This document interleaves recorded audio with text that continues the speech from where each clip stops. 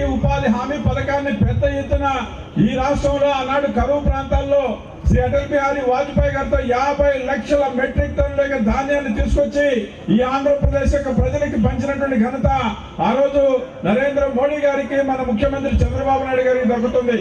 నెల్లూరు జిల్లాలో ఇవాళ ఉన్నటువంటి స్వర్ణ చతుర్భుజలో భాగంగా ఆనాడు 100 కోట్ల రూపాయలతో వెంకయ్య నాయుడు గారు ఈ హైవే అటల్ బిహారీ వాజ్పేయి గారి సమక్షంలో జరిగింది. అటల్ బిహారీ వాజ్పేయి గారు పేదల పెన్నిది.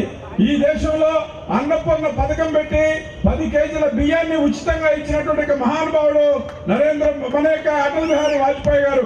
అంతేకాదు కేజీ 3 రూపాయలకి అంత్యోదయ కార్యక్రమం 30 కేజీల బియ్యాన్ని ఇచ్చింది కూడా శ్రీ అటల్ బిహారీ వాజ్పేయి గారు. రైతులకి కిసాన్ క్రెడిట్ కార్డులు తీసుకొచ్చింది ఆ రోజు ఉన్నటువంటి అటల్ బిహారీ వాజ్పేయి గారు. 1 టైం సెటిల్మెంట్ తో ఆనాడు ఉన్నటువంటి అటల్ బిహారీ వాజ్పేయి గారు రైతుల యొక్క రుణాలను కూడా ఎంతో మాఫీ చేయడం జరిగింది. ఆ రకంగా ఈ రోజు ఉన్నటువంటి అటల్ బిహారీ వాజ్పేయి గారి యొక్క విగ్రహావిష్కరణ చేసుకోవడం ఏదైతే ఉందో మన నెల్లూరుకి అత్యంత ముఖ్యమైనటువంటి విషయం.